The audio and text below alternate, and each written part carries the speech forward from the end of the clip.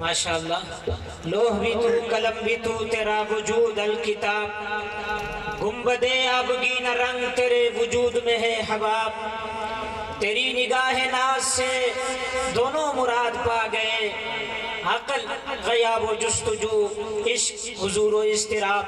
بصدد و احترام عالمی مجلس تحفظ ختم نبوت کے مرکزی رہنما خطیب اسلام اور ہماری روایت کے تسلسل اور امین حضرت مولانا محمد اسماعیل احمد شجاع آبادی دامت برکاتہم العالیہ سے التماس گزار ہوں کہ مائک پہ تشریف لائیں اور شمع رسالت کے پروانوں سے خطاب فرمائیں. الحمدللہ کفا وسلام علی عبادہ الذین اصطفیٰ، خصوصاً علی سید الرسل وخاتم الانبیاء وعلی آلہ الاتقیاء واصحابہ الاصفیاء. اما بعد فقد قال اللہ تبارک وتعالی فی کلامہ المجید: اعوذ باللہ من الشیطان الرجیم، بسم اللہ الرحمن الرحیم. ما کان محمد ابا احد من رجالکم ولکن رسول اللہ وخاتم النبیین وکان اللہ بکل شیء علیما. وقال النبی صلی اللہ علیہ وسلم: اول الانبیاء آدم وآخرهم محمد صلی اللہ علیہ وسلم. وقال النبی صلی اللہ علیہ وسلم: انه سيكون في امتی 30 كذابون. وفي روایت: لا تقوم الساعة حتى يبعث 30 دجالون كلهم يزعم انه نبی. انا خاتم النبیین لا نبی بعدی. تمام حضرات درشی پڑھ لیجئے. اللہم صلی علی محمد وعلی آل محمد کما صلیت علی ابراہیم وعلی آل ابراہیم انکا حمید مجید. اللہم بارک علی محمد وعلی آل محمد کما بارکت علی ابراہیم وعلی آل ابراہیم انکا حمید مجید. قابل صد احترام علماء کرام، بزرگان محترم، برادران عزیز، آج کی یہ کانفرنس برادر مکرم مولانا مفتی عثمان غنی رحمہ اللہ، سب کہہ دیجئے رحمت اللہ علیہ، کہ ایصال ثواب اور ان کی یاد میں منعقد ہو رہی ہے. مولانا عثمان غنی الحمدللہ اس تحریک کا ایک نوجوان مرد مجاہد تھا، اور یہ اللہ کا احسان ہے کہ صرف عثمان غنی نہیں، ہم میں سے ہر مسلمان سرور دو عالم صلی اللہ علیہ وسلم کی ختم نبوت کا مجاہد ہے. کیا خیال ہے بھائی؟ آواز نہیں آ رہی. ختم نبوت کے متعلق پہلے علماء کرام نے آپ کو بتایا کہ ہمارے آقا مولا حضرت محمد الرسول اللہ، آواز نہیں آ رہی، صلی اللہ علیہ وسلم اللہ پاک کے آخری نبی، آخری رسول، آخری پیغمبر ہے. اب آپ کے بعد قیامت کی صبح تک کسی قسم کا کوئی نبی، کوئی رسول، کوئی پیغمبر نہیں ہوگا. کوئی ماں ایسا بیٹا نہیں جنے گی جسے اللہ پاک نبوت عطا فرمائے. وہ مائیں اس دنیا سے چلی گئیں جو نبی جنا کرتی تھیں.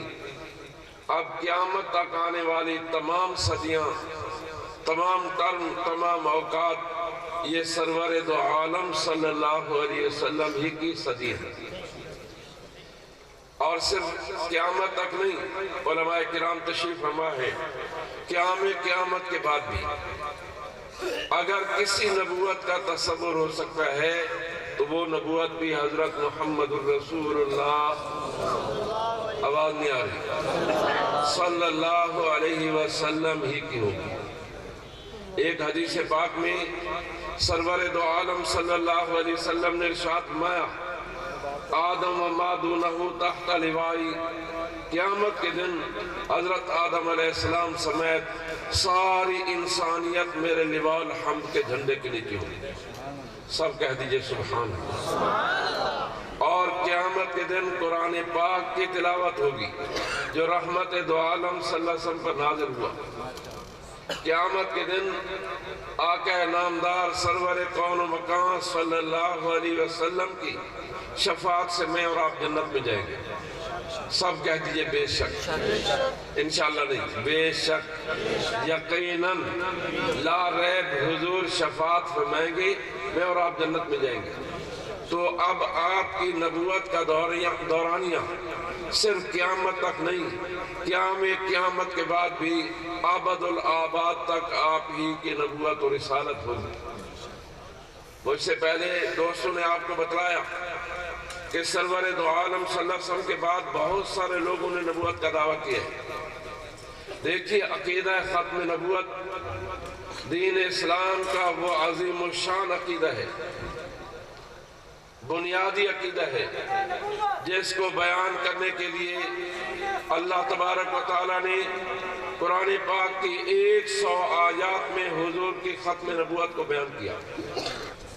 سرور دو عالم صلی اللہ علیہ وسلم نے 200 سے زیادہ تاجوں تک ختم نبوت، مولانا منصور احمد چنیوٹی، مولانا الیاس چنیوٹی، مرزائیت، تاجوں تک ختم نبوت۔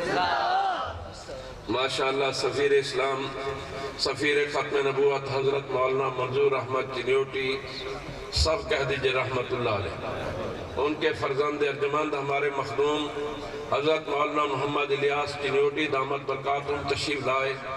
تو میں یہ عرض کر رہا تھا کہ اللہ تبارک و تعالیٰ نے قرآن پاک کی 100 آیات میں سرور دو عالم صلی اللہ علیہ وسلم نے 200 سے زیادہ احادیث میں عقیدہ ختم نبوت کو بیان کیا ہے۔ اور تیسرے نمبر پر اجماع امت ہے۔ حضرت صدیق اکبر رضی اللہ تعالیٰ عنہ کے دور میں سب سے پہلا اجماع عقیدہ ختم نبوت پر منعقد ہوتا ہے۔ مولانا سلمان آپ کو بتا رہے تھے کہ حضرات صحابہ کرام اس فتنے کے خلاف جھوٹے مدعی نبوت مسیلمہ کذاب کے مقابلے میں 3 لشکر صحابہ کرام کے آئے ہیں۔ گھمسان کی جنگ ہوئی، مسیلمہ خود بھی قتل ہوا، اس کے ماننے والے ہزاروں اس کی جماعت کے لوگ قتل ہوئے، اور اس عظیم ختم نبوت کی تحریک میں حضرات صحابہ کرام 1200 کی تعداد میں شہید ہوئے۔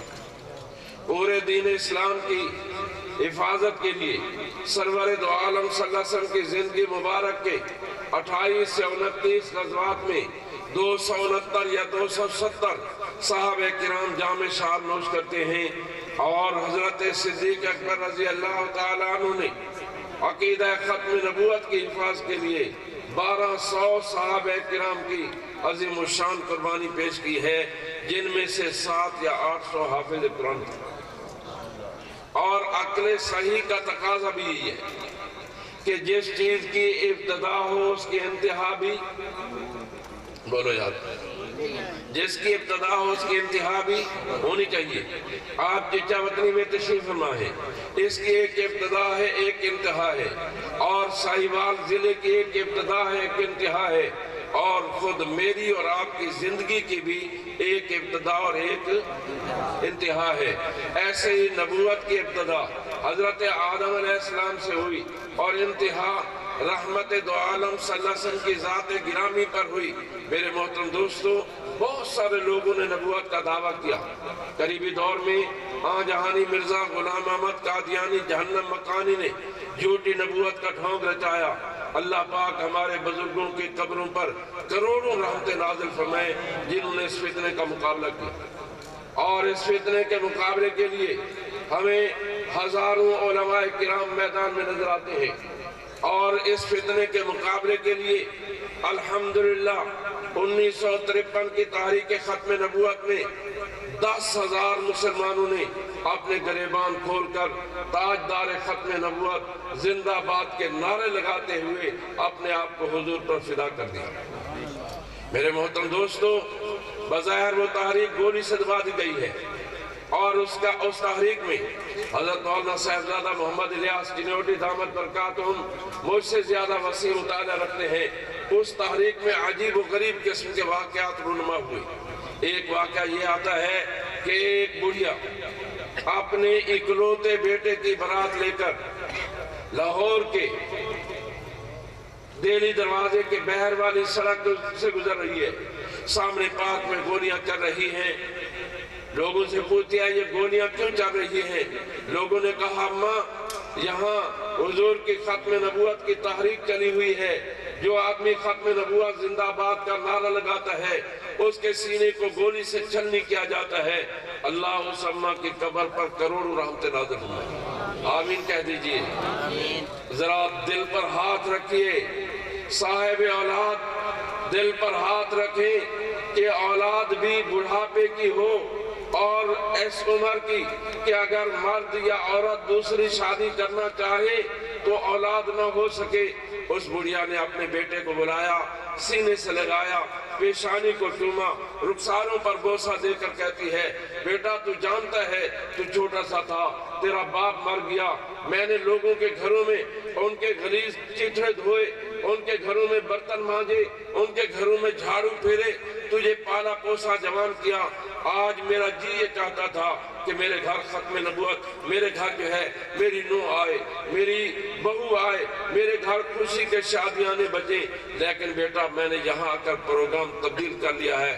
جاؤ تاجدار ختم نبوت زندہ باد کا نعرہ لگا کر حضور پر فدا ہو جاؤ۔ تاجدار ختم نبوت نبی ہمارے بڑی شان والے، محمد ہمارے بڑی شان والے۔ میرے محترم دوستو، وہ نوجوان جاتا ہے، وہ یہ نہیں کہتا کہ میری ماں کا دماغ خراب ہو گیا، یہ مینٹلی اپسیٹ ہو گئی۔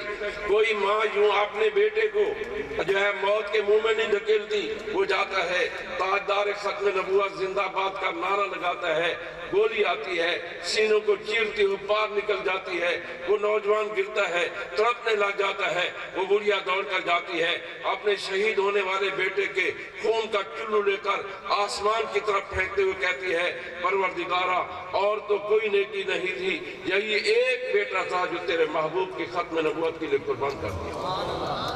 میرے محترم دوستو، ایسے 10,000 لوگ شہید ہوئے۔ بظاہر وہ تحریک گولی سے دبا دی گئی، لیکن 1974 کی تحریک چلتی ہے۔ اللہ پاک نے کرم فرمایا، آپ ذرا اس کے پس منظر میں جائیں۔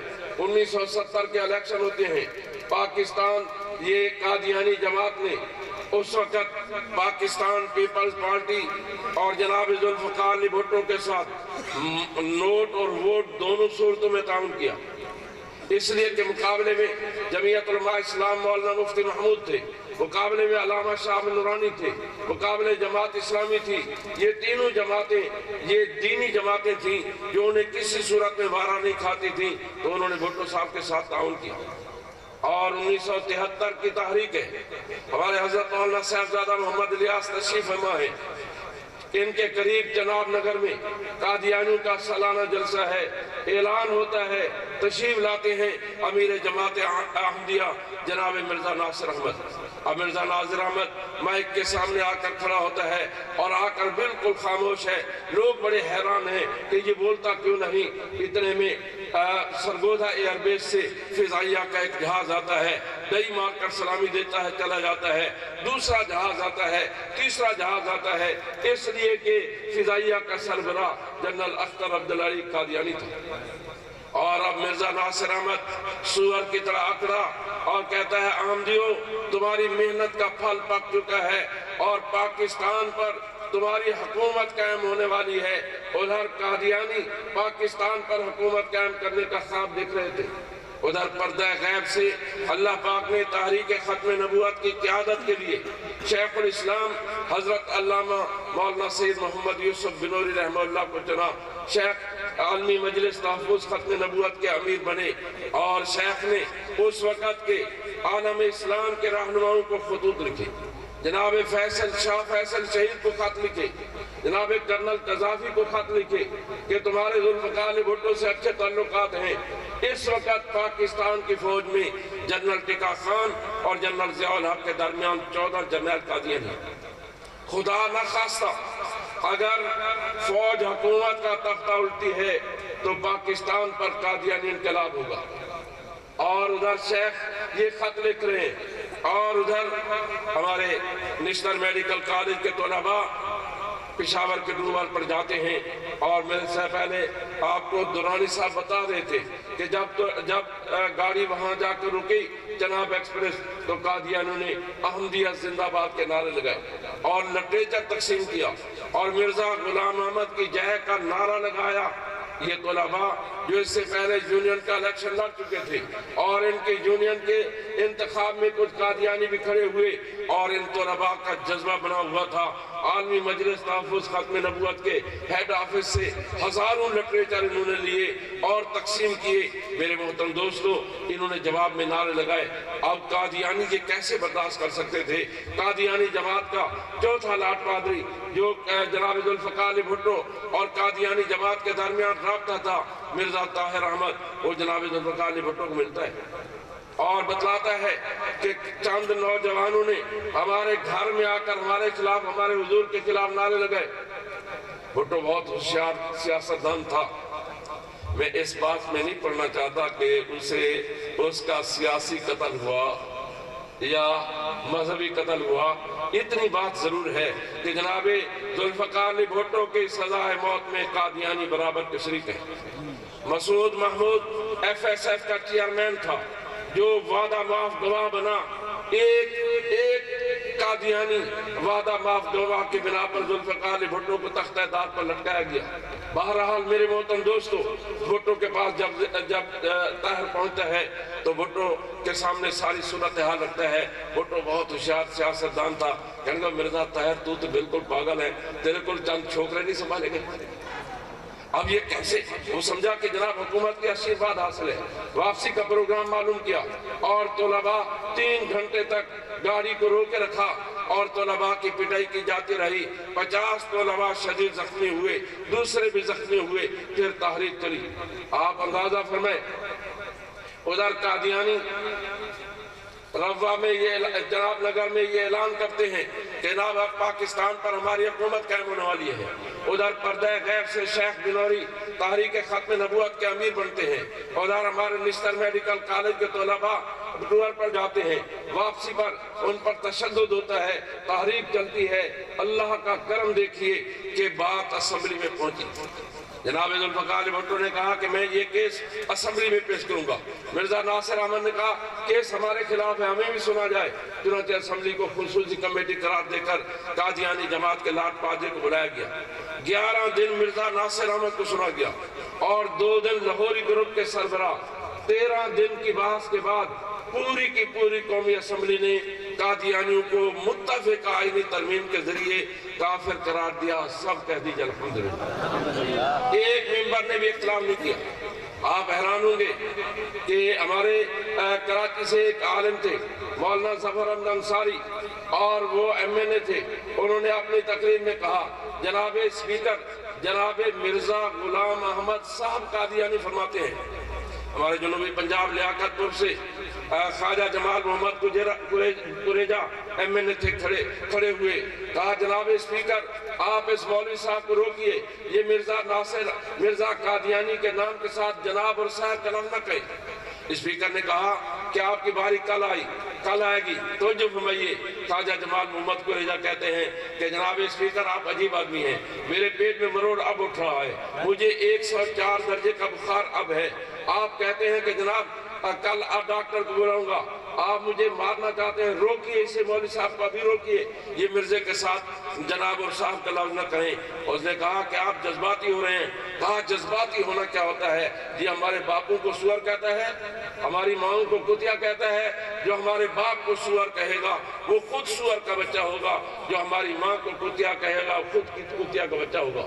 5-7 بڑی بڑی گالیاں انہوں نے سنائی اور جناب جب ہمارے علماء نے گرفت کی تو قادیانی جماعت کا سربراہ سرپٹاش نہ اٹھا، انہوں نے کہا میں مفتی محمود کے سوالوں کا جواب نہیں دوں گا، مولانا غلام غوث اور علماء کے سوالوں کا جواب نہیں دوں گا۔ اٹارنی جنرل جناب یحییٰ بختیار جو ہے وہ اپنا حکومت انہیں یہ ڈیوٹی سبر کرتی ہے۔ ہم نے الحمدللہ عالمی مجلس تحفظ ختم نبوت کی ساری لائبریری ملتان سے اسلام آباد گورنمنٹ لاجز میں مولانا مفتی محمود کے کمرے میں منتقل کر دی۔ ہمارے اساتذہ اور تحریک کے نامور قائدین رات کو یحییٰ بختیار کی تیاری کراتے اور دن کو یحییٰ بختیار بھیجتا۔ اللہ اس کی قبر پر کروڑوں رحمت نازل۔ واقعہ یہ ہے کہ اس نے امت مسلمہ کی وکالت کا حق ادا کر دیا۔ آپ کے لاہور کے منیر احمد خان نے اس سے ایک انٹرویو لیا تھا اور اس میں تحریک ختم نبوت سے متعلق سوال کیا تو جناب یحییٰ بختیار نے کہا کہ میں ایک دن اپنے آفس میں بیٹھا تھا کہ مجھے وزیر اعظم ہاؤس سے فون آیا، یحییٰ کہاں؟ تو میں نے کہا اپنے دفتر میں۔ کہا تمہیں بھٹو صاحب یاد کر رہے تو بھاگ وزیر اعظم ہاؤس پہنچا۔ کیا دیکھتا ہوں کہ بھٹو صاحب کے چہرے کا رنگ اترا ہوا ہے۔ میں نے کہا سر کیا ہوا؟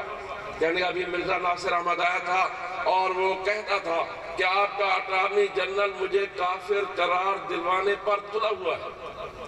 یحییٰ بختیار کہتے ہیں کہ بجائے اس کے کہ میں قرآن پاک سے دلائل دیتا، احادیث نبویہ سے، فقہ اسلامی سے۔ میں نے کہا بھٹو صاحب، وہ کہتا ہے ذوالفقار علی بھٹو کافر ہے، وہ کہتا ہے پیپل پارٹی والے کافر ہیں، وہ کہتا ہے جمعیت علماء اسلام والے کافر ہیں، وہ کہتا ہے دیوبندی کافر ہیں، بریلوی کافر ہیں، مقلد کافر ہیں، غیر مقلد کافر ہیں۔ یہ ہم سب کو کافر بتلاتا ہے۔ بھٹو صاحب آپ فرمائیں ہم سب کافر ہوں گے یا اکیلا یہ کافر ہوگا؟ تو بقول یحییٰ بختیار مرحوم بھٹو صاحب نے 5-7 بڑی بڑی گالیاں لڑکائیں، انہیں نہیں کہا کہ یہ سور کا بچہ کافر ہوگا، ہم کافر کیوں بنے؟ بہرحال 7 ستمبر 1974 کو قادیانی کافر قرار دیے گئے۔ یہ جناب ذوالفقار علی بھٹو کا دور تھا۔ پھر جناب ضیاء الحق کا دور آیا۔ الحمدللہ ایک اور تحریک چلی، اللہ پاک نے کرم فرمایا۔